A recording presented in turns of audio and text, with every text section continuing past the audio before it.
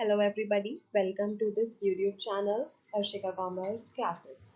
Here we will be studying business studies and this is the first video in series of chapters. So basically for class 11th business study subject, the course is divided in two parts and here is the first part, that is foundations of business. So let's discuss first chapter, that is business, trade and commerce. So, by the term business, trade, and commerce, what do we understand? So, let's discuss the term business first. Okay, business. What is business and why do we study it? Let's start, okay? All human beings require different types of goods and services to satisfy their needs. हम सभी को अपनी ज़रूरतों को पूरा करने के लिए डे टू डे लाइफ में goods and services चाहिए. And how do these products and services become available in the market? ये सब products market में कहाँ से आते हैं? This necessity is fulfilled by people engaged in economic activities. So, जो लोग economic activities में engaged हैं, जैसे कि production हो गया, manufacturing, distribution and exchange, वो सब हमारी help करते हैं इन सारी ज़रूरतों को पूरा करने के लिए.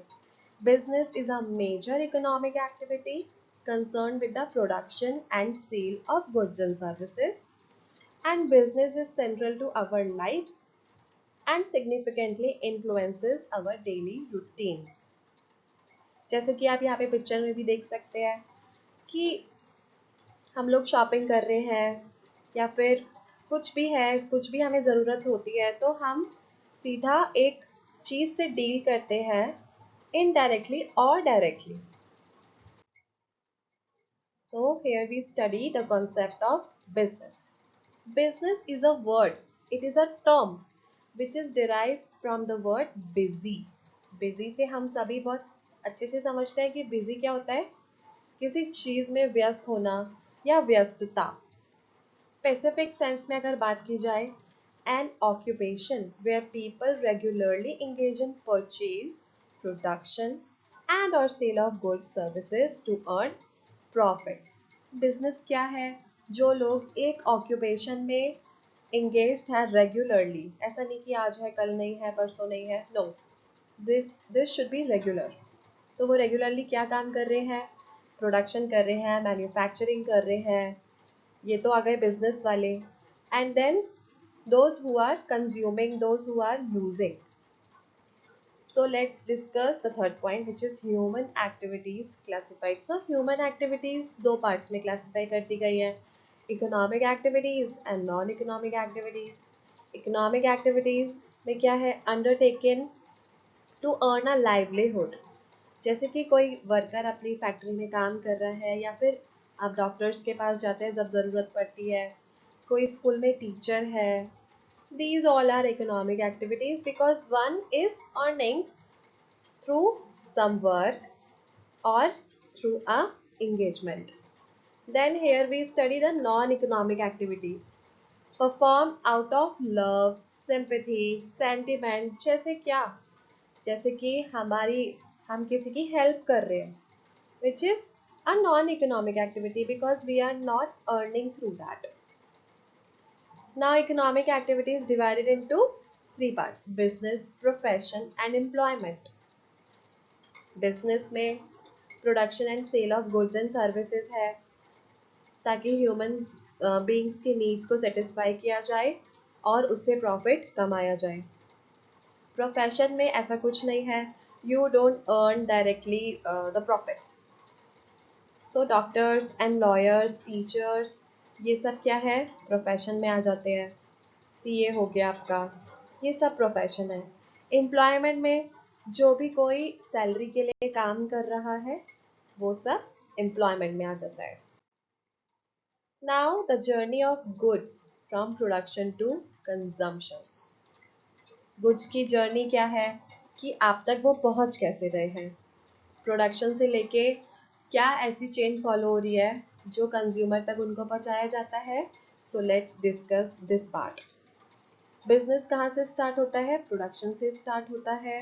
एक फैक्ट्री में कोई मैन्युफैक्चरर है, वो एक किसी भी प्रोडक्ट का आप एग्जांपल ले सकते हो। For example pen, pencil that we use regularly, तो वो एक जगह मैन्युफैक्चर किया जा रहा है एंड डायरेक्टली आपके पास पहुंचाया जा रहा है for the end, that is consumer. Consumer के पास वो पहुंचाया जाता है कंजम्पशन के लिए। Industry, the work of producing goods. First is industry, जहाँ पे उन गुड्स को प्रोड्यूस किया जाता है। देन कॉमर्स, जो भी फैसिलिटेटिंग एक्टिविटीज है, जो कि आपको फैसिलिटेट करती है गुड्स एंड सर्विसेज के एक्सचेंज में, वो सब कॉमर्स में आ जाता है। Business, a wider term that includes both industry and commerce. So business एक वाइडर टर्म है। इंडस्ट्री, कॉमर्स, सबसे वाइड टर्म क्या है? बिजनेस, जिसमें इंडस्ट्री भी आ रहा है, कॉमर्स भी आ रहा है। So these economic activities lead to division of income among factors of production and satisfaction of needs and wants. और इसको हम ज़्यादा अच्छे से इस फ्लो चार्ट के थ्रू समझ लेंगे कि बिजनेस क्या है। इसको दो कैटेगरीज में डिवाइड कर दिया है, इंडस्ट्री एंड कॉमर्स। इंडस्ट्री में हमारी थ्री टाइप्स ऑफ इंडस्ट्रीज होती है which we have also learn earlier, primary, secondary and tertiary. Primary में क्या देख दिया आपको? एक्सट्रैक्टिव और जेनेटिक। सेकेंडरी में मैन्युफैक्चरिंग एंड कंस्ट्रक्शन। मैन्युफैक्चरिंग के अंडर आ जाता है analytical, synthetical, processing and assembling. Commerce में बात कर ले तो इसकी भी दो ब्रांचेस दे दी हैं, trade and auxiliaries to trade. Trade में टू टाइप्स ऑफ ट्रेड्स हैं, इंटरनल एंड एक्सटर्नल। इंटरनल में होलसेल एंड रिटेल, एक्सटर्नल में import, export and interport. Auxiliaries to trade की बात कर लेते हैं तो there are 5 branches to it: transportation, warehousing, insurance, banking and finance, and advertising. Now, what is the role of business in economic development? Ancient India की बात की जा रही है. First, we will study about the ancient time and then we'll move to modern time. So, ancient time में क्या होता था? यहाँ पे कुछ मैंने pictures दी है कि business, including trade and commerce, has played a vital role since ancient times.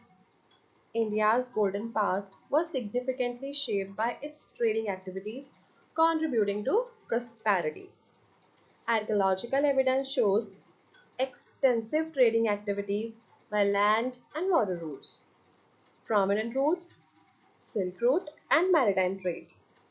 Surplus income from trade led to engagement in diverse economic activities, which were agriculture, animal domestication, weaving, dyeing, pottery, handicrafts, sculpting, cottage industries, जिसको हम कारखाना भी कह देते हैं in layman language.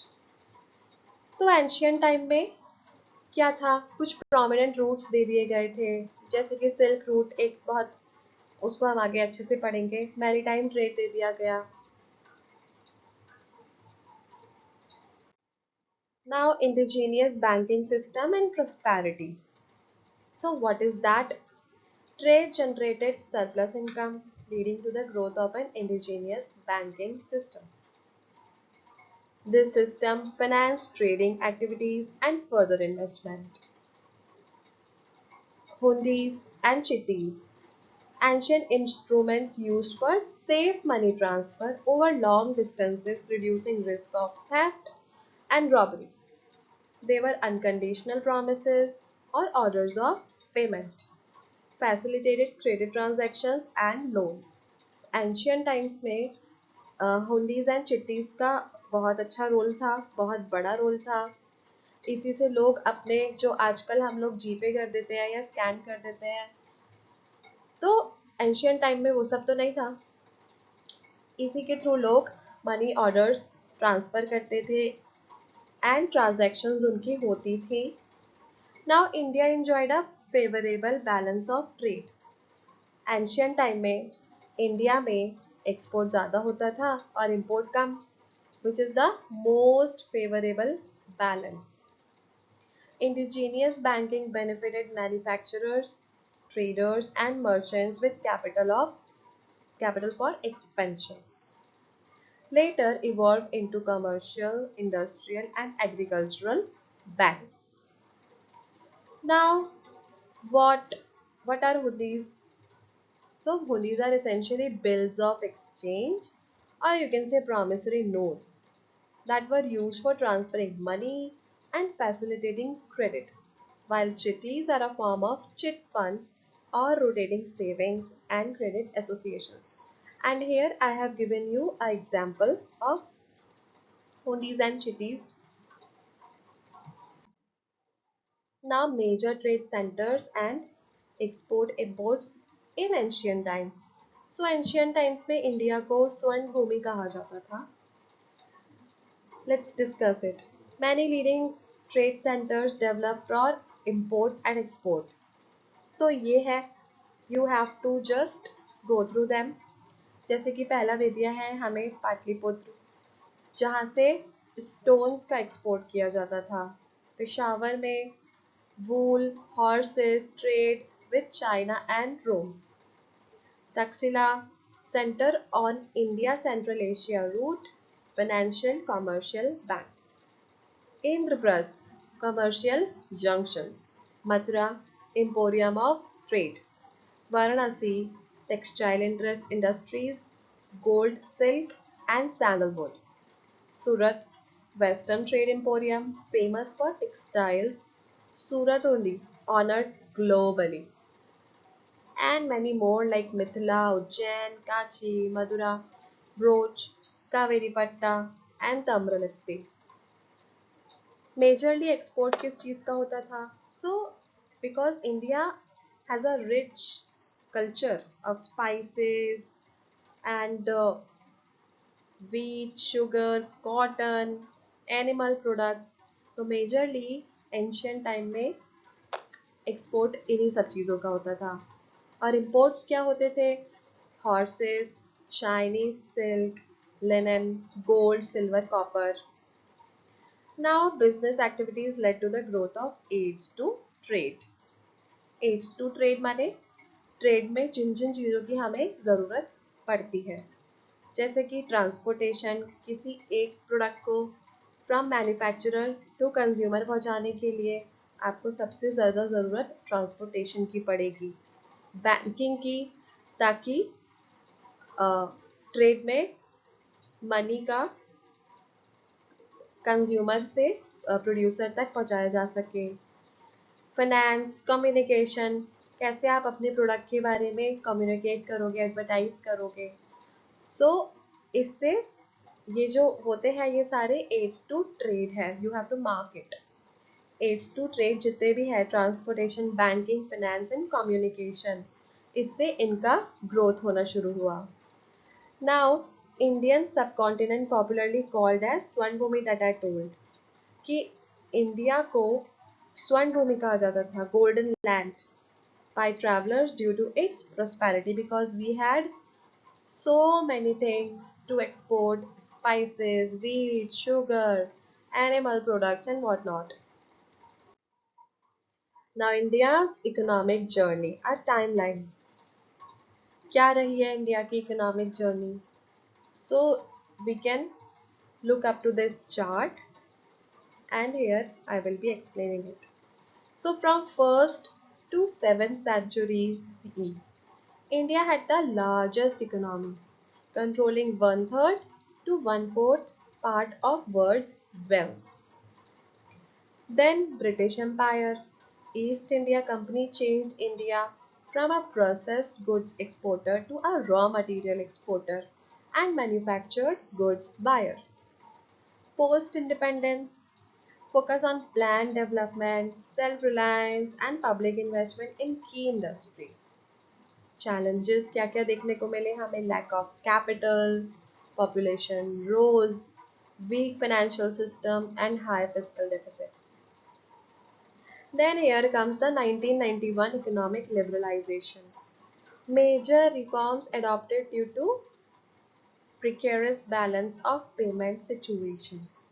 And now today, India is one of the fastest growing economies and a preferred FDI destination. What are the recent initiatives? Make in India, Skill India, Digital India, aimed at sustainable growth and trade balance. So, this is the part where characteristics of business activities are discussed. So, there are many parts. First is an economic activity. Business is an economic activity undertaken with the objective of earning money and livelihood, not driven by love, because if it would be driven by love, it would be labeled as non-economic activity. So it is not driven by love, affection, or emotion, or belongingness, or something. And business can be small scale, like a shopkeeper that is there in your neighborhood, or a large scale, like a big company like Jio, Reliance. Second is production or procurement of goods and services. Businesses either manufacture goods or acquire them from producers. या तो business कोई manufacture ही होता है, manufacturer होता है, या फिर they are the dealers. Goods में क्या क्या आ जाता है? जितने भी कंज्यूमेबल आइटम्स हैं दैट आर टेंजिबल वंस, जैसे कि आपका beet, sugar, pen, paper, furniture. और कैपिटल गुड्स में आपकी मशीनरीज आ जाती है. सर्विसेज में facilities offered like transportation, banking, electricity, insurance, etc. Now, third is sale or exchange of goods and services, which is very basic. In business activity, we do exchange of goods and services for livelihood or for earning profit. Directly or indirectly involves transfer for value. कि आपके पास से good गया, एक manufacturer के पास से goods deliver हुए and you earn the value. Second is producing for personal consumption is not business. कि मैंने घर पे अचार बनाया और मैंने ही कंज्यूम कर लिया, so I will not be labeling it as business. Like example, cooking at home for family versus selling in a restaurant. जब आप घर पे ही खाना बना रहे हैं, this is not business. But जब वही खाना आप रेस्टोरेंट में जाके खरीद के खा रहे हो, तो that is business. Dealings in goods and services on a regular basis, that I told earlier in first slide, कि business should be a regular thing, involves repeated transactions. ये नहीं कि आज हमने किया और कल नहीं किया, फिर परसों कर लिया. No, it should be regular. A single transaction, for example, selling a personal radio, this is not business. Then profit earning, जो मेन पर्पस है बिजनेस को करने का, वो यही है कि हम उससे प्रॉफिट कमा पाए. So main purpose is to earn income by way of profit, essential for survival and long-term growth. Businesses strive to maximize profits by increasing sales or reducing cost. Maximise profit कब होंगे? आपकी sales बढ़ेंगी. जैसे जैसे cell बढ़ेगी वैसे वैसे cost जो है पर यूनिट वो आपकी रिड्यूस होती चली जाएगी. Now uncertainty of return, lack of definite knowledge about the amount of profit that will be earned, and always a possibility of losses despite best efforts. तो जहाँ बिजनेस है वहाँ profit and loss are the part of it. Now element of risk, risk is the uncertainty and it is associated with exposure to loss.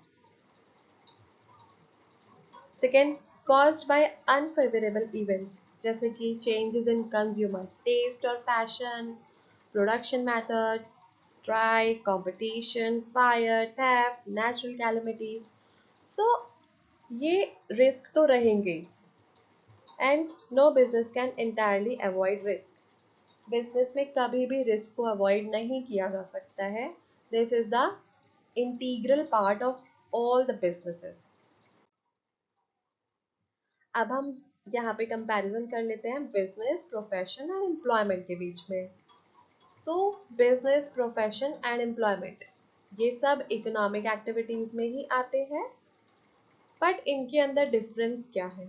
सबसे पहला basis है mode of establishment. For business it is entrepreneur decision and legal formalities.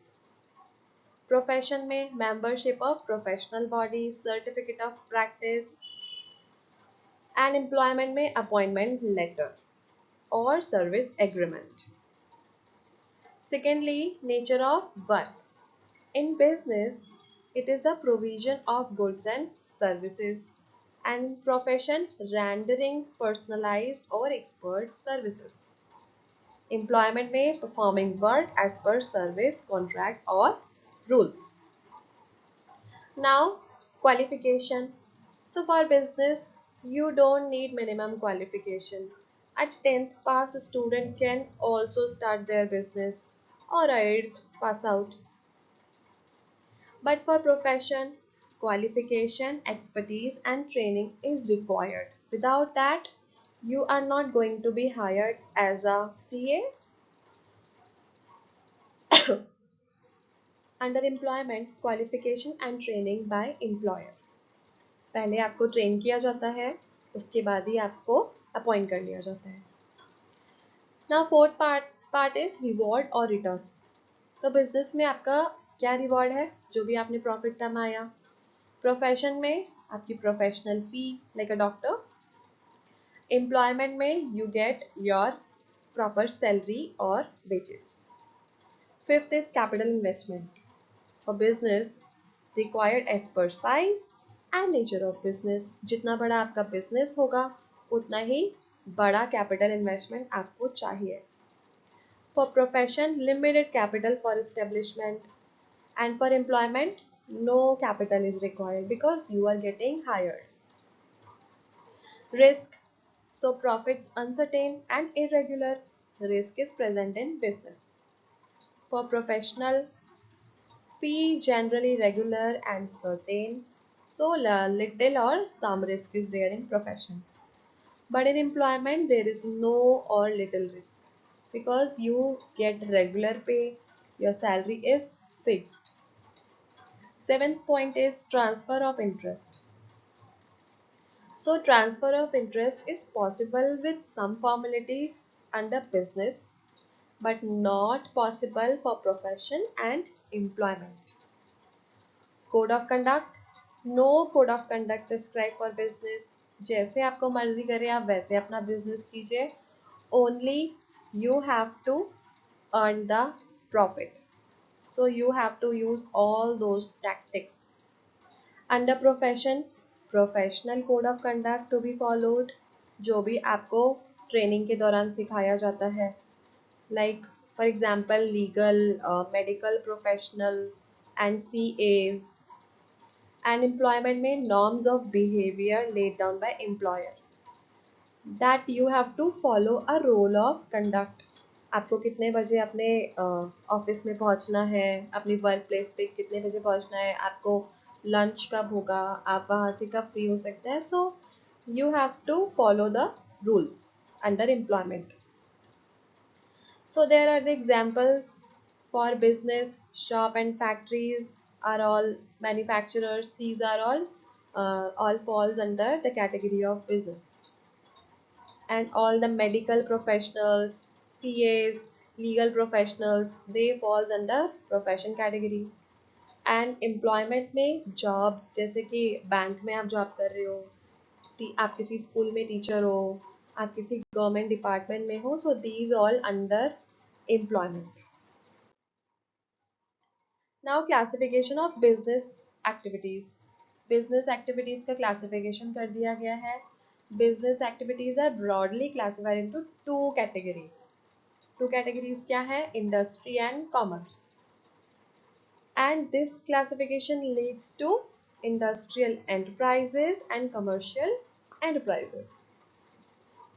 Industry में concerned with the production or processing of goods and services.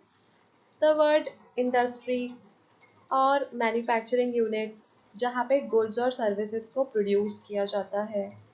और commerce में क्या आ जाता है? वो सारी activities that are necessary for facilitating the exchange of goods and services. Commerce में आ जाता है कि आप तक कैसे पहुंचाया जा रहा है। इंडस्ट्री में आ जाता है कि उस जो प्रोडक्ट्स आपको गुड्स या सर्विसेज यूज़ करने हैं उनको कैसे प्रोड्यूस किया जा रहा है, उनको कैसे मैन्युफैक्चर किया जा रहा है, वो आ जाता है इंडस्ट्री में। बट आप तक कैसे पहुंचेंगे, कंज्यूमर तक कैसे पहुंचेंगे, वो सब डिसाइड करता है कॉमर्स। नाउ इंडस्ट्री, क्या मतलब है इंडस्ट्री का और इसके कितने टाइप्स होते हैं। So first of all there is a definition of industry, economic activities connected with the conversion of resources into useful goods। जैसे कि लकड़ी से सोफा बना दिया, बेड बना दिया, टेबल चेयर बना दिया। वो सारी इकोनॉमिक एक्टिविटीज जो किससे कनेक्टेड है, रिसोर्सेस को फाइनल गुड्स में कन्वर्ट करने से related. It often involves mechanical appliances and technical skills। इसमें आपको मैकेनिकल अप्लायंस की तो ज़रूरत पड़ेगी ही, साथ ही टेक्निकल स्किल्स की, टेक्नीशियंस की। And industry also refers to groups of firms producing similar और रिलेटेड गुड्स, जैसे कि आगे आपका cotton textile industries, sugar industries. Now it sometimes the services are also called industry, जैसे कि बैंकिंग इंडस्ट्री को या इंश्योरेंस इंडस्ट्री को, इनको भी इंडस्ट्री बोला जाता है। Now three broad categories are primary industries, secondary and tertiary. Primary industry की बात करें तो it is concern with extraction and production of natural resources, जितने भी रॉ मटेरियल्स हमें नेचुरली मिलते हैं, एंड रिप्रोडक्शन और development of living organisms. Now first a part is extractive industry. ये प्राइमरी इंडस्ट्री में ही आता है कि आप नेचुरल रिसोर्सेज से प्रोडक्ट को एक्सट्रैक्ट कैसे कर रहे हैं। And second is genetic industry, engaged in breeding plants and animals for further reproduction। Extractive में सप्लाई बेसिक रॉ मटेरियल्स जैसे कि फार्मिंग के लिए माइनिंग और हंटिंग, फिशिंग। ठीक है, ये इसके एग्जाम्पल्स है एक्सट्रैक्टिव इंडस्ट्री के। नाउ जेनेटिक इंडस्ट्री के क्या एग्जाम्पल्स है, जितने भी सीड्स हो गए, नर्सरी कंपनीज हो गई, केटल ब्रीडिंग फार्म्स हो गए, पोल्ट्री फार्म्स, आपके एग्स, फिशेस, हैचर्स, ये सब जेनेटिक इंडस्ट्री में आ जाता है। और एक्सट्रैक्टिव में क्या आता है, जो भी आप नेचर से एक्सट्रैक्ट कर रहे हो और non living. Now the second part is secondary industry. तो फर्स्ट पार्ट था प्राइमरी, अब है सेकेंडरी। प्राइमरी में आप डायरेक्टली नेचर से नेचुरल रिसोर्सेज ले रहे थे as a raw material. Secondary में क्या होता है, use materials extracted by primary. जो भी हमें प्राइमरी इंडस्ट्री से मटेरियल मिला है, जब हम उसको दोबारा फर्दर यूज करते हैं फर्दर प्रोडक्शन के लिए या मैन्युफैक्चरिंग के लिए, वो सेकेंडरी इंडस्ट्री की कैटेगरी में फॉल करता है। Now process these materials for final consumption और फर्दर प्रोसेसिंग। अब या तो ये हो सकता है कि आप इसको फाइनली कंज्यूम करने के लायक बना रहे हैं, या फिर इससे आगे भी इसको फर्दर प्रोसेस करके एक फाइनल प्रोडक्ट बनाया जाएगा। अब इसके एग्जांपल्स क्या आ गए, माइनिंग आयरन ओर प्राइमरी, उससे क्या हुआ, आपने स्टील बना दिया। ओके, सो जब आपने स्टील बनाया, आयरन ओर आपने लिया प्राइमरी इंडस्ट्री से, और उसको आपने मैन्युफैक्चरिंग स्टील इंडस्ट्री में डाल के, यूनिट्स में डाल के आपने उसको स्टील शीट्स बना दिया। स्टील शीट बन गई, ये सेकेंडरी हो गया। अब स्टील शीट्स जो है आपकी टर्शरी इंडस्ट्रीज में यूज हो सकती है फॉर मेकिंग यूटेंसिल्स और other products for final consumption. Now first part is manufacturing industry. Manufacturing industry आती है सेकेंडरी इंडस्ट्री के अंदर, जहाँ पे produces goods by processing raw materials, creating form utility. Now first is Analytical industry analyzes and separates different elements from the same materials, जैसे कि oil refineries. Synthetical industry combines various ingredients into a new product, जैसे cement. Processing industries जहाँ पे successive stages को involve किया जाता है ताकि एक फिनिश्ड प्रोडक्ट बना दिया जाए, जैसे कि शुगर और पेपर. कैसे शुगर बनी? आपने शुगर केन का यूज किया. Now another point is assembling industry, जहाँ पे प्राइमरी इंडस्ट्री से लेके प्रोडक्ट्स को या मटेरियल्स को असेंबल किया जाता है. So assembles different component parts to make a new product. जैसे आपने प्राइमरी इंडस्ट्री से कुछ ऐसे पार्ट्स ले लिए टेलीविजन के और उससे टेलीविजन बन गया. कार की केस में कार के जो भी पार्ट्स आते हैं वो असेंबल करके कार बना दिया गया, या फिर computer is another example. So these all falls under manufacturing industries. तो मैन्युफैक्चरिंग इंडस्ट्रीज में हमें 4 पॉइंट्स देखने के लिए मिले. एनालिटिकल इंडस्ट्री, जहाँ पे oil refinery is a good example to understand it. Synthetical industry में cement is an example. Processing industry में sugar and paper. Assembling industry में television, car and computer. Now part B is construction industries. So construction industries में वो सारे businesses या फिर industries आती हैं जो कि बिल्डिंग या डैम्स, रोड्स, टनल्स, ब्रिज ये सब बनाने में हेल्प करती हैं. कंस्ट्रक्शन जो करती हैं, by the word construction we can understand it very clearly. इसमें हमें इंजीनियर्स की रिक्वायरमेंट होती है या आर्किटेक्ट्स की.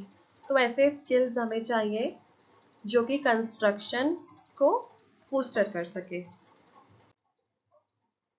Now the third category of industry is tertiary industry. So this is the service industry. By tertiary you can directly use another term, service industry, to understand it better. Now provide support services to primary and secondary industries and all the activities related to trade, often considered part of commerce as auxiliaries to trade. These industries facilitate other business activities. अब इसके examples क्या हो गए? Transportation, banking, insurance, warehousing, communication, packaging and advertising. So this is the industry that is providing you services. कोई भी product जो primary industry या फिर सेकेंडरी इंडस्ट्री में एक फिनिश प्रोडक्ट बना, अब वो आप तक कैसे जाएगा? So tertiary industries makes sure that the product is going to arrive और reach the final consumer. Now commerce के trade and auxiliaries to trade. अब कॉमर्स क्या होता है? बिजनेस हमने समझ लिया, इंडस्ट्री हमने समझ लिया, कॉमर्स क्या है? सो कॉमर्स में क्या आता है? ट्रेड आता है. कॉमर्स में ट्रेड आता है. कैसे आता है ट्रेड?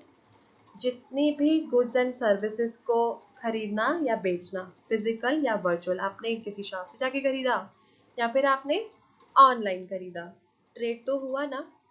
सो कॉमर्स में क्या आता है? Trade, buying and selling of goods, physical और वर्चुअल, और auxiliaries to trade services, all the activities required to facilitate trade. Commerce provides the essential link between producers and consumers. Commerce also acts as a bridge between producers and consumers. Commerce helps us remove hindrances in the process of exchange. Commerce नहीं होगा तो हो सकता है जो कल newspaper बने अब तक पहुंच ही ना पाए. So commerce is behaving like a bridge between a producer and a consumer. अब वो बहुत सारी मुश्किलों को, हिंड्रेंसेस को कैसे रिमूव कर रहा है प्रोसेस ऑफ एक्सचेंज में? It is removed by trade, making goods available to consumers. So people, persons are helping us making goods available to consumers. Place, removed by transport, moving goods. So place is not a problem, people is not a problem, time is also not a problem because it is removed by storage या फिर warehousing facilities जहाँ पे finished products को, because you know what happens, किसी भी, हम एक example ले लेते हैं पेन की इंडस्ट्री का। मैन्युफैक्चरर ने 1000 पेन बनाए, ज़रूरी नहीं है कल ही 1000 पेन की सेल हो जाए, तो they have to make sure कि जब भी डीलर को ज़रूरत पड़ेगी तो उसके पास वो अवेलेबल करा दिया जाएगा, शॉपकीपर के पास या फिर मॉल से आप खरीद रहे हैं, wherever you are buying those pens from. So warehousing क्या हेल्प करता है कि जितने भी फिनिश प्रोडक्ट हैं जैसे ही वो प्रोड्यूस होते हैं वैसे ही वो कंज्यूम नहीं हो जाते हैं, तो वेयर हाउसिंग में उनको स्टोर कर दिया जाता है फॉर अ फिक्स टाइम कि हाँ भाई कोई पेरिशेबल है या नॉन पेरिशेबल है, कब तक वो चीज़ आप स्टोर कर सकते हो, और उसको जल्द से जल्द पहुंचा दिया जाता है एक शॉपकीपर या फिर जो फाइनल पर्सन है in the chain of it. Now risk is also removed by insurance, and this is protecting against loss and damage. Finance provided by banking and financing in the institutions. Information कैसे पहुंचाई जाती है हमारे पास, advertisement के through. So commerce is the bridge. Commerce as the bridge that connects what is produced and with who consumes it. Problem solution approach, that it goes through each hindrance or each obstacle and how a specific aspect of commerce revolves it. This makes the function of commerce very clear. Interdependence, trade cannot exist efficiently without its auxiliaries and vice versa. कि trade and commerce जो है वो interdependent है, commerce है और trade नहीं है then there is no meaning to trade to commerce and vice versa. Now let's discuss auxiliaries to trade in detail. So first is transport and communication. What is the problem? Goods produced in specific location, for example tea is produced in Assam and cotton is produced in Gujarat, but it is going to be consumed across the country. So transportation में हमें क्या help मिल जाती है कि कोई चीज़ एक particular जगह पर प्रोड्यूस हो रही है, फॉर एग्जांपल शुगर सबसे ज़्यादा यूपी में प्रोडक्शन है शुगर का, लेकिन वो तो ऑल ओवर इंडिया चाहिए, even across countries it is required, तो वो कैसे पहुंचाया जाएगा, ट्रांसपोर्टेशन के थ्रू। नाउ सॉल्यूशंस क्या है, transport, that I told. Transport कैसे आप ट्रांसपोर्ट कर सकते हैं अपने फाइनल प्रोडक्ट्स को, बाय रोड, बाय रेल और शिपिंग के through, move raw materials to production sites and finish products to consumption points. कि कोई चीज़ अब ज़रूरी नहीं है जहाँ पे मटेरियल को, सपोज कोई गन्ना जहाँ पे शुगर केन लगाया जाता है उसी के पास उसकी फैक्ट्री बन जाए, दैट इज़ नॉट, हमेशा ये पॉसिबल नहीं है। तो आपको वहाँ से रॉ मटेरियल को इंडस्ट्री तक भी पहुँचाना है, फैक्ट्रीज तक पहुँचाना है, फैक्ट्री से लेके आपको कंज्यूमर तक भी पहुँचाना है, तो वो एक प्रॉब्लम आप कंसिडर कर सकते हैं, लेकिन द सॉल्यूशन इज ट्रांसपोर्ट, कि फैक्ट्री से कंज्यूमर तक कैसे पहुंचा, ट्रांसपोर्टेशन के थ्रू। नाउ कम्युनिकेशन कैसे हमें हेल्प करता है, एडवर्टीजमेंट के थ्रू आप कैसे बताओगे कि आप एक पर्टिकुलर कोई प्रोडक्ट आप मैन्युफैक्चर कर रहे हैं, तो जब तक वो हम किसी को बताएंगे नहीं, हम उसको एडवर्टाइज नहीं करेंगे, पब्लिश नहीं करेंगे, तब तक there is no meaning. So communication also plays a vital role. जैसे कि पोस्टल सर्विसेज हो गई, टेलीफोनिक फैसिलिटीज है, एंड ट्रेडर्स है, consumers to exchange information. Now second is banking and finance. So what's the problem? Funds are essential for acquiring assets, purchasing raw materials and meeting expenses. Funds की ज़रूरत हमें ज़रूर ही पड़ती है. पैसों की ज़रूरत है एसेट्स खरीदने के लिए या फिर रॉ मटेरियल्स को खरीदना है. जो भी और एक्सपेंसेस होते हैं एक मैन्युफैक्चरिंग यूनिट में, उनको कैसे पूरा किया जाएगा. सो फंड्स कहाँ से आएंगे? फंड्स आपके पास बैंकिंग या फाइनेंशियल इंस्टीट्यूशंस के थ्रू आपके पास फंड्स आ सकता है. सो ऑक्सिलरीज टू ट्रेड में बैंकिंग एंड फाइनेंस भी बहुत वाइटल रोल प्ले करता है. Banks provide necessary funds through overdrafts और cash credits, loans and advances. Bank से आप इन फॉर्म्स पे लोन्स ले सकते हैं, एडवांसेस ले सकते हैं. They also facilitate cheque collection, fund remittances and bill discounting, जिससे कि कैपिटल रेज करने में हमें काफ़ी मदद मिलती है. Now insurance. There is risk. Wherever there is business, there is risk. So, problem considered here is business involves various risk. कुछ भी रिस्क हो सकता है. नेचुरल रिस्क है, फायर, थेफ्ट, बिल्डिंग डैमेज हो गई, मशीनरी डैमेज हो गई, या फिर एम्प्लॉय एक्सीडेंट्स. ये कुछ भी प्रॉब्लम्स है, उनको आप कैसे कवर करेंगे? इंश्योरेंस के थ्रू. सो इंश्योरेंस हमें प्रोटेक्शन प्रोवाइड करता है हमारी रिस्क के अगेंस्ट.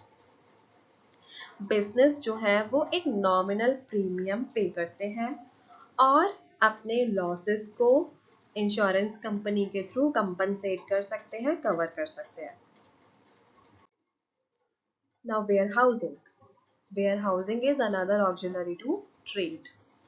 वेयरहाउसिंग में क्या है कि जैसे कि मैंने अभी बताया, goods are usually not sold or consumed immediately after production. उनको स्टोर करने की बहुत ज़रूरत पड़ती है. So warehousing provides special arrangements for storage to prevent loss or damage. हो सकता है कि आपने अगर वेयरहाउस नहीं हायर किया, उसकी फैसिलिटी अवेल नहीं करी और कहीं ऐसे ही अपने फाइनल प्रोडक्ट्स को स्टोर कर दिया, so there is a high chances of risk such as theft या फिर डैमेज या फिर लॉस्ट. तो इसका सॉल्यूशन, सबसे बेहतरीन सॉल्यूशन है warehouse. There are many warehouses जो कि हमारी इस प्रॉब्लम को सॉल्व करते हैं. तो बेनिफिट्स क्या होते हैं वेयर हाउसिंग के?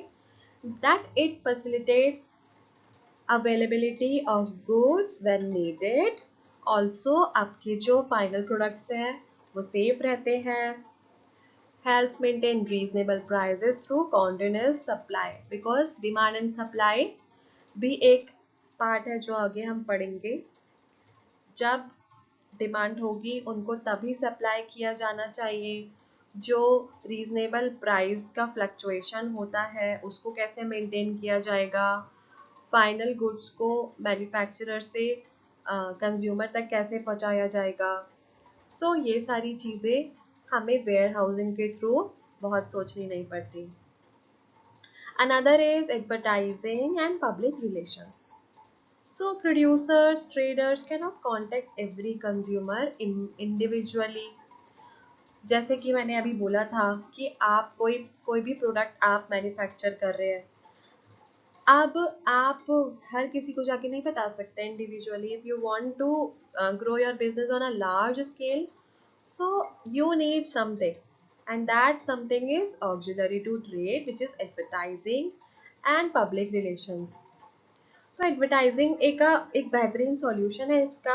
जैसे कि पेड एक्टिविटीज़ होती हैं कुछ प्रिंट या फिर नॉन प्रिंट मीडिया से रिलेटेड, ताकि हमारी जो भी इंफॉर्मेशन है, जो हमारे अवेलेबल गुड्स हैं, सर्विसेज हैं, उनके क्या फीचर्स हैं, उनके क्या प्राइस है, उनके क्या यूजेस हैं, वो हम कैसे एक फाइनल कंज्यूमर तक पहुंचाएं and induce consumers to buy. Advertisement एक बहुत बड़ा रोल प्ले करते हैं सेल को इंक्रीज करने में. And public relations or PR, normally unpaid strategic communication to build mutually beneficial relationships and promote achievements. जैसे मीडिया, प्रेस रिलीजेस, तो ये भी बहुत बड़ा रोल प्ले करते हैं. Now, what are the objectives of business? Business का बेसिक ऑब्जेक्टिव तो एक अभी तक हमने यही डिस्कस किया, to earn profits. So an objective is the starting point of business. कि आप कोई बिजनेस स्टार्ट कर रहे हो, उसका ऑब्जेक्टिव क्या है, आपका मोटिव क्या है, आपने क्यों वो बिजनेस स्टार्ट किया. Every business aims to achieve certain objectives. हर बिजनेस का अलग एक सर्टेन उनका ऑब्जेक्टिव होता है कि हाँ हम इसलिए बिजनेस कर रहे हैं. अगर ट्रेडिशनल व्यू से देखा जाए तो business is primarily for profit, that I told earlier कि बिजनेस को प्रॉफिट अर्न करने के लिए ही किया जाता है. लेकिन if we study with the modern point of view, business enterprises are a part of society. आज की डेट में बिजनेस एंटरप्राइजेस सोसाइटी का इंटीग्रल पार्ट है and need to fulfil several objectives. उनके कुछ ऑब्जेक्टिव्स हैं जिनको उन्हें पूरा करना ही है, जिसमें सोशल रिस्पॉन्सिबिलिटीज हैं and for long term survival and prosperity. आपकी कुछ सोशल रिस्पॉन्सिबिलिटीज बनती हैं ताकि आपका बिजनेस प्रॉस्पर करे और आपका लॉन्ग टर्म सर्वाइवल भी हो.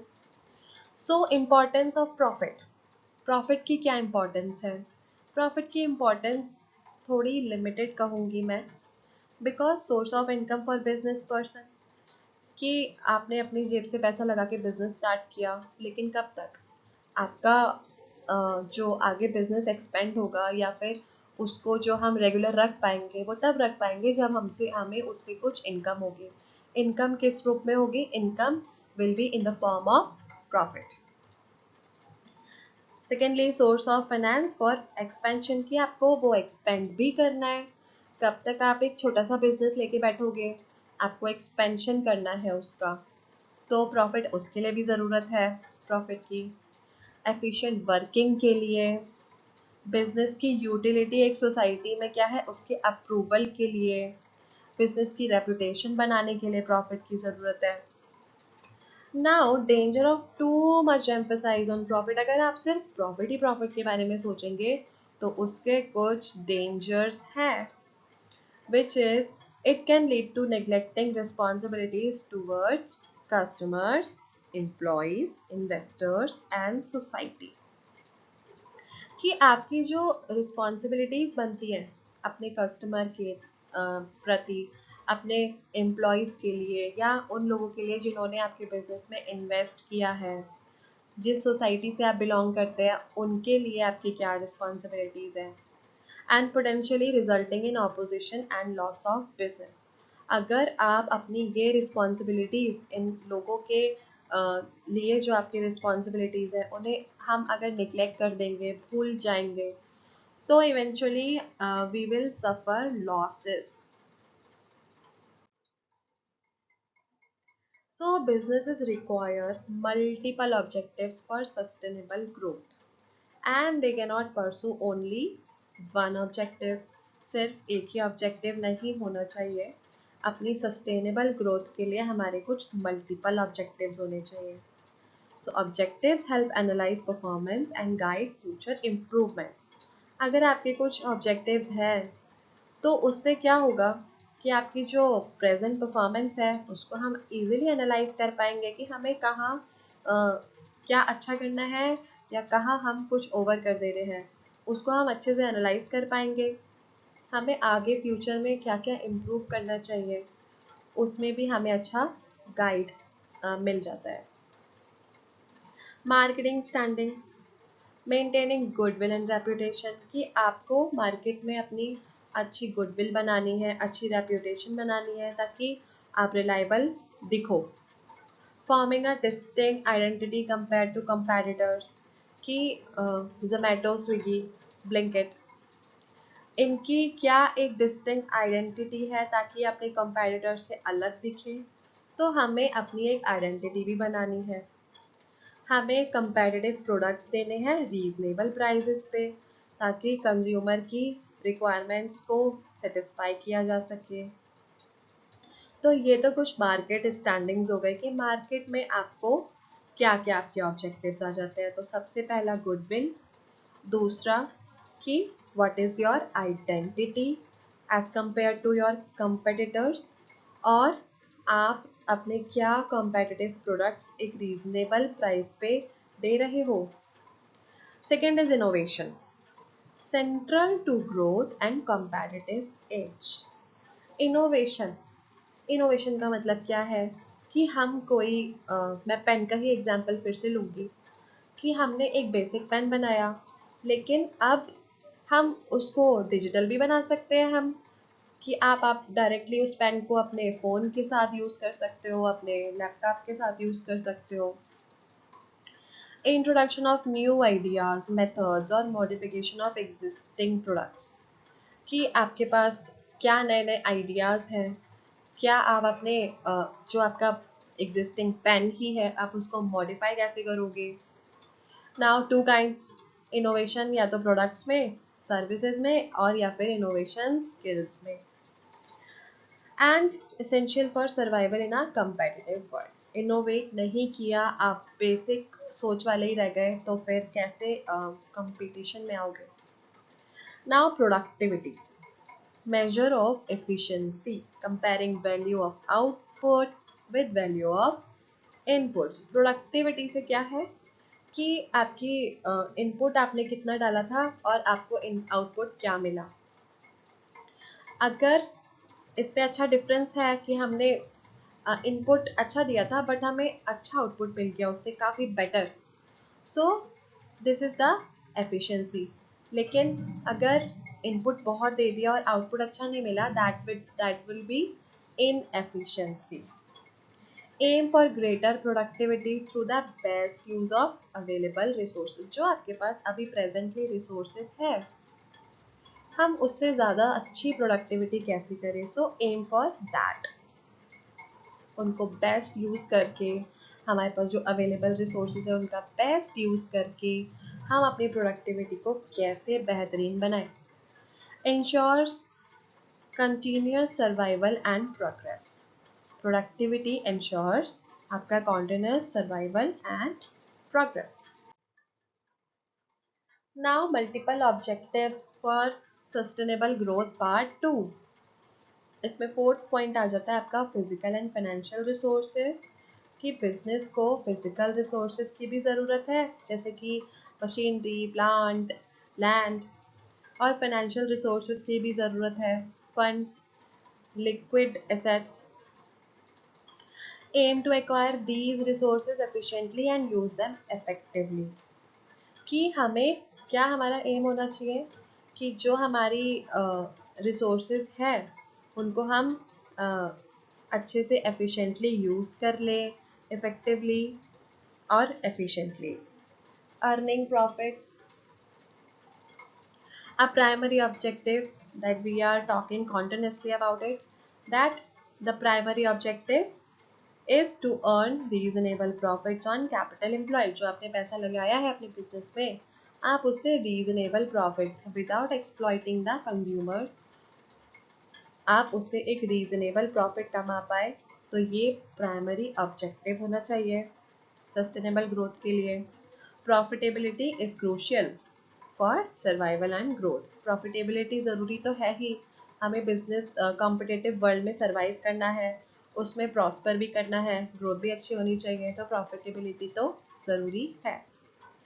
लेकिन सोशल रिस्पॉन्सिबिलिटीज़, कि बिजनेस फर्म्स की क्या ऑब्लिगेशंस हैं टूवर्ड्स द सोसाइटी। आप सोसाइटी में प्रॉब्लम कैसे सॉल्व कर रहे हो या उसमें आप कैसे कंट्रीब्यूट कर रहे हो कि आपके एक्टिविटीज से किसी को प्रॉब्लम ना हो। Working in a socially desirable manner, जो कि इन्वायरमेंटल प्रोटेक्शन या फिर लेबर प्रैक्टिसेस एकदम फेयर हो आपकी, तो आप कैसे एक सोशली डिजायरेबल मैनर में काम कर रहे हैं।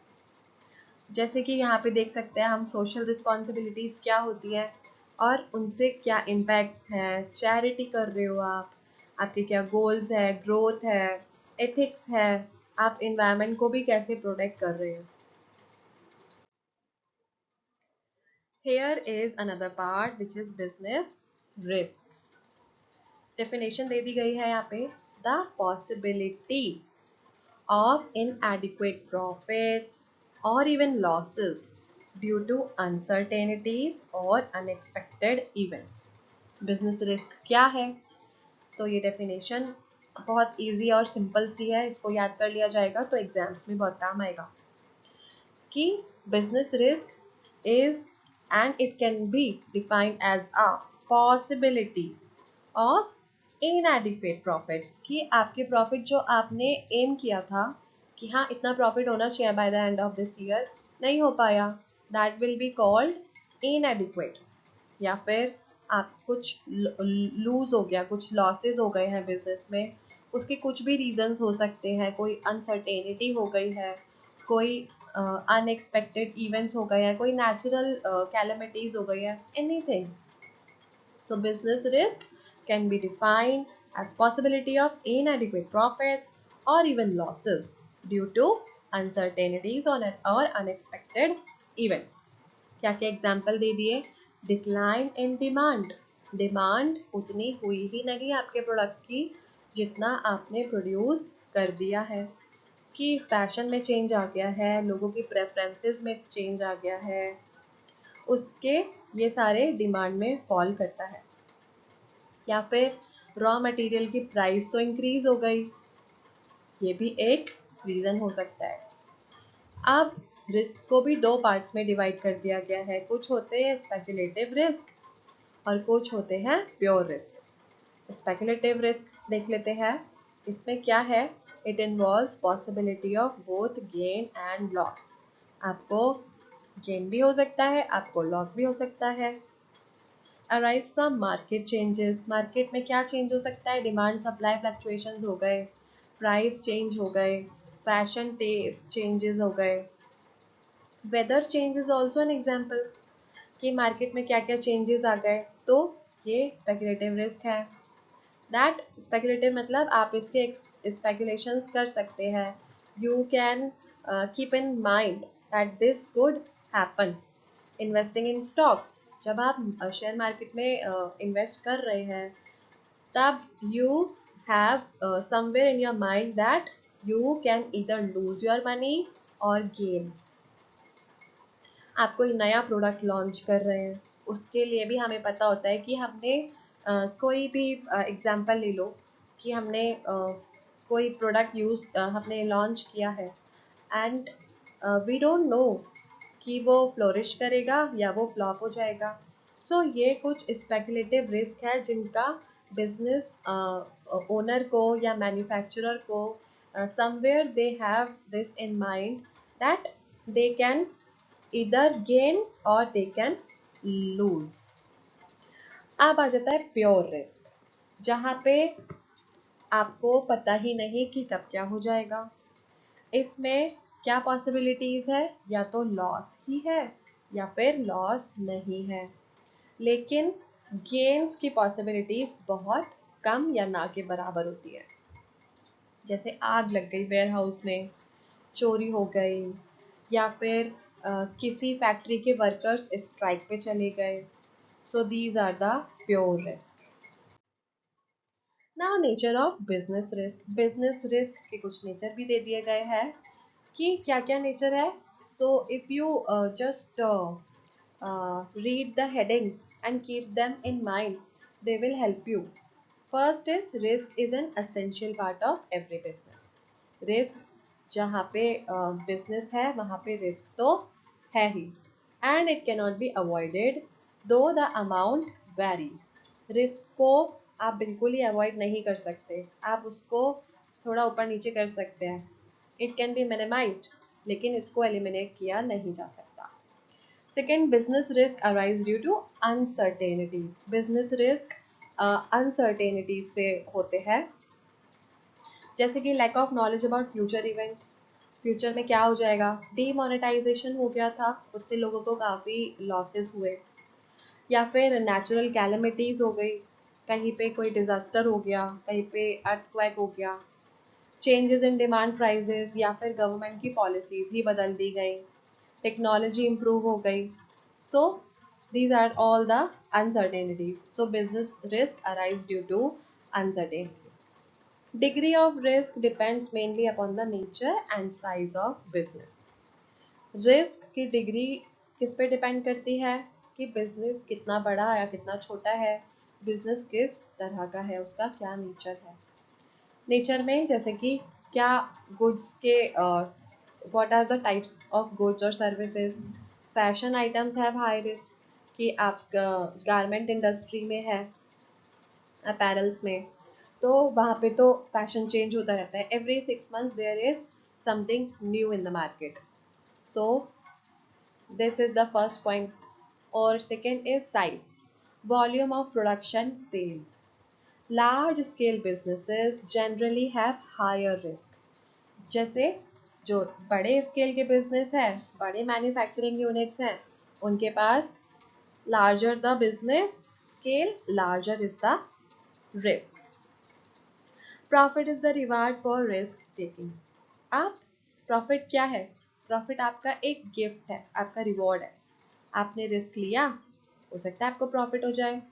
जैसे कि कहा जाता है no risk no gain, no pain and no gain, ये हर जगह अप्लाई होता है, ये आपके कॉमर्स में भी अप्लाई होता है, बिजनेस में भी अप्लाई होता है। जितना ज़्यादा आप रिस्क लेंगे उतने ही ज़्यादा चांसेस है कि आपको प्रॉफिट्स हो। Entrepreneurs undertake risk expecting higher profits. Causes of business risk. Business risk arise due to a variety of causes, जैसे कि कुछ नेचुरल causes हो जाते हैं जिसपे ह्यूमन का कंट्रोल नहीं होता है। उनके एग्जाम्पल्स में है flood, earthquake, heavy rains, lightning. ये सारा आपकी प्रॉपर्टी को, हमारे बिजनेस के इनकम को हाईली अफेक्ट करता है। ह्यूमन कॉजेज में कुछ अनएक्सपेक्टेड इवेंट्स होते हैं जो हमारे ही एक्शंस और इनएक्शंस की वजह से हो जाता है, जैसे कि कोई एम्प्लॉय डिसऑनेस्ट निकला, उसने केयरलेसनेस कर दी किसी फर्म में, या फिर एम्प्लॉयज़ की नेग्लिजेंस हो गई, पूरी वर्क फोर्स स्ट्राइक पे चली गई है, या फिर inefficiency in management. So these are the human causes. And then it is the economic causes. Economic causes, these are the uncertainties related to market dynamics. जितने भी मार्केट से रिलेटेड जो भी अनसर्टेनिटीज रहेंगी, डिमांड सप्लाई में changes, fluctuations, prices में fluctuations, या competition under the market, collection of dues from customers, changes in technology या प्रोडक्शन मेथड्स में भी चेंजेस आ गए, ये सारे इकोनॉमिक कॉजेज हैं। Financial problems, rise in interest rates, या फिर हायर टैक्सेस हो गए, आपने टैक्स प्लानिंग की नहीं थी और टैक्सेस हायर इम्पोज कर दिए गए। So these are all the economic causes जो कि बिजनेस रिस्क में आते हैं। कुछ अदर कॉजेज हैं विच आर अनफोर्सिन इवेंट्स, जो कि ऊपर नहीं बताए गए, उसमें कुछ जो नेचुरल नहीं है, ह्यूमन नहीं है, इकोनॉमिक कॉजेज नहीं है, वो है अदर कॉजेज के अंदर, जैसे कि पॉलिटिकल डिस्टर्बेंसेस या मैकेनिकल फेलियर्स, कि फर्म में कोई बॉयलर किसी इंडस्ट्री में वो बर्स्ट हो गया है, या फिर एक्सचेंज रेट्स के फ्लक्चुएशंस हो गए हैं। तो these are all the causes of business risk. अब इन रिस्क को कैसे कम किया जा सकता है, या कैसे आप उसको एंटिसिपेट करने में आप मदद कर सकते हैं, जिससे कि रिस्क को थोड़ा कम किया जा सके या फिर एलिमिनेट किया जा सके। सो ह्यूमन रिसोर्स मैनेजमेंट ये हमारी हेल्प कर सकता है, या फिर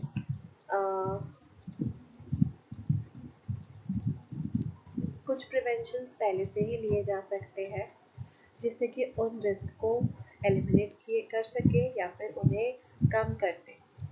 फॉर एग्जाम्पल डिज़ास्टर प्लानिंग, अगर नेचुरल कॉजेज़ तो किसी के हाथ में नहीं है और उसको फोरकास्ट भी नहीं किया जा सकता, but in certain situations you can do disaster planning for natural causes, internal controls for human causes, market research for economic causes. Let's move to the next slide. Now starting a business. आप कोई business start करने जाते हैं तो आप क्या क्या दिमाग में रखेंगे, क्या क्या ध्यान में रखेंगे? तो सबसे पहले हम इसकी बेसिक टर्म्स कुछ समझ लेते हैं कि एंटरप्रेन्योरशिप क्या होता है, एक एंटरप्रेन्योर क्या होता है एंड बिजनेस एंटरप्राइज क्या होते हैं।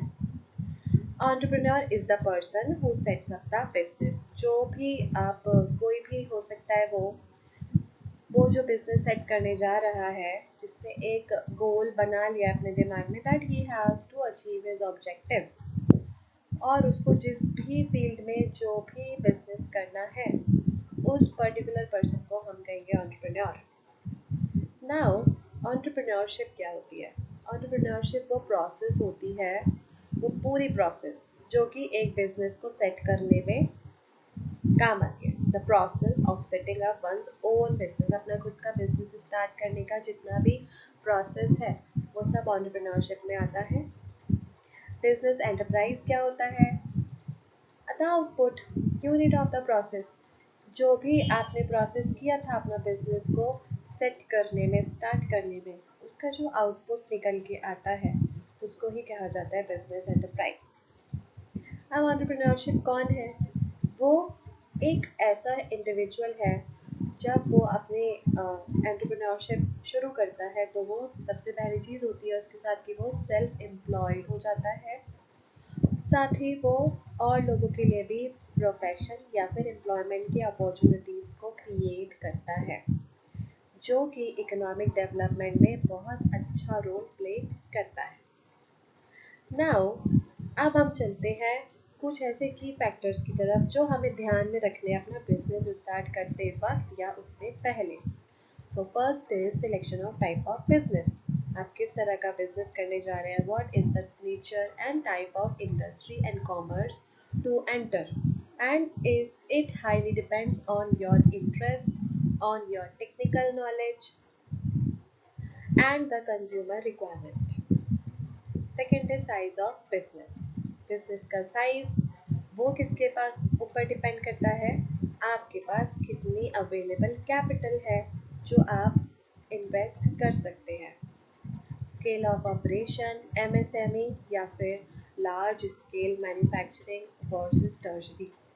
आप किस तरह का स्केल ऑफ ऑपरेशन अभी स्टार्ट कर सकते हैं, what could be the size of your business, depends on demand forecast and capital availability. Also business का size किस पे डिपेंड करता है, आगे चल के या प्रेजेंट में आपके प्रोडक्ट की डिमांड क्या हो सकती है, आप उसको कैसे क्रिएट कर सकते हैं, एंड सेकेंडली आपके पास कितने कैपिटल है अपनी इन्वेस्ट करने के लिए।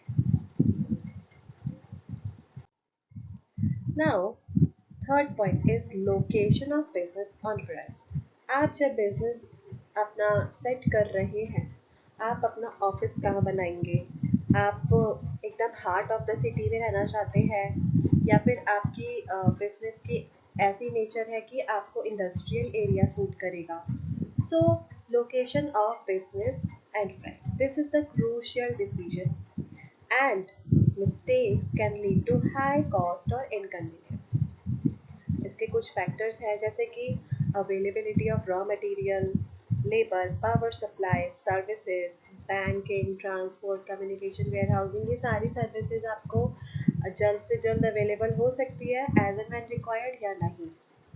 So you have to very nicely you have to decide the location of business कि business कहाँ आपका होना चाहिए, and it depends on the nature of your business. Second, another point is financing the proposition. आप अपने finances को किस proportion में use करने जा रहे हैं, आपको फिक्स कैपिटल, फिक्स एसेट्स कितनी चाहिए होगी, आपको रॉ मटेरियल के लिए कितना फंड्स चाहिए, सो ये सब इसमें आ जाता है।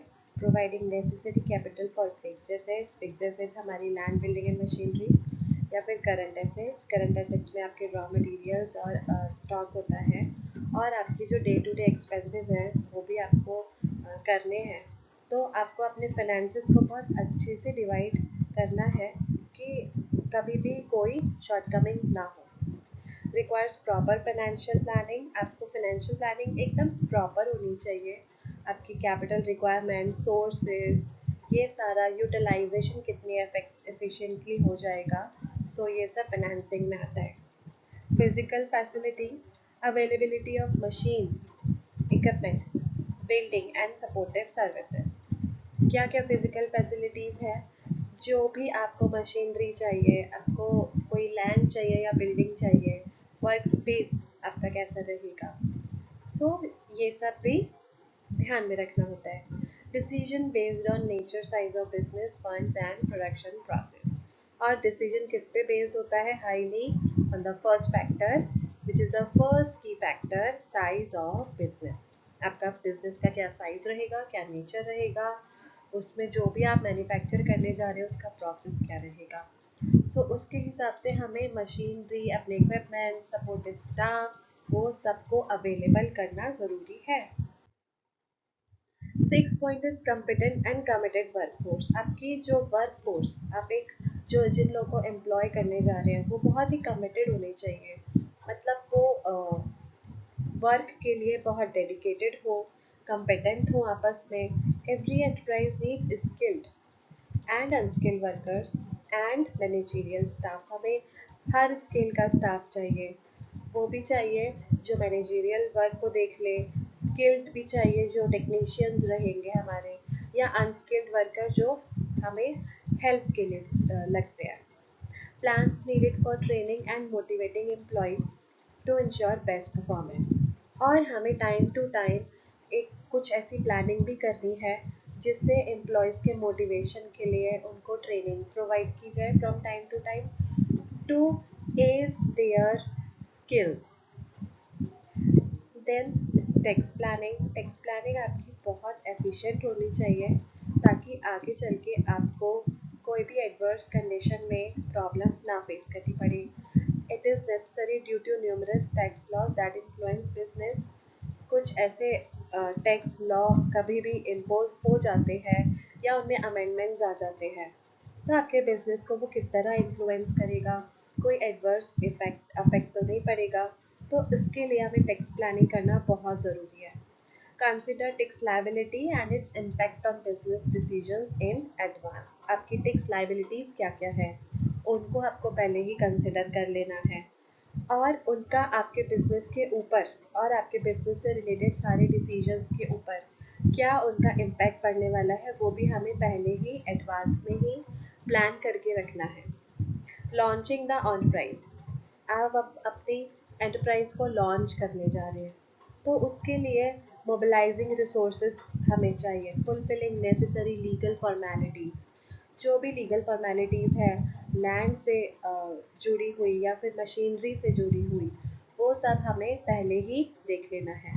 स्टार्टिंग द प्रोडक्शन प्रोसेस, अब हमें प्रोडक्शन प्रोसेस भी शुरू करना है, इसमें ये सब आ जाता है। Initiating the sales promotion campaign, choosing legal firm, हमें किस तरह का बिजनेस कर रहे हैं, सोल प्रोप्राइटर है या पार्टनरशिप है, कोई कंपनी है, या ये सब हमें पहले ही प्रॉपर फाइनेंशियल प्लानिंग इसके हिसाब से कर लेनी होती है। So this is all about this chapter. These are the short answer questions and long answer questions which I have taken from NCERT book of Business Studies class 11, and these are more frequently asked in exams also. So we can look to these questions and try to solve them. And if there is any query related to this chapter or any topic of this chapter, you can write your problem in the comment section, and I will try to answer all the queries as soon as possible. Thank you so much for watching.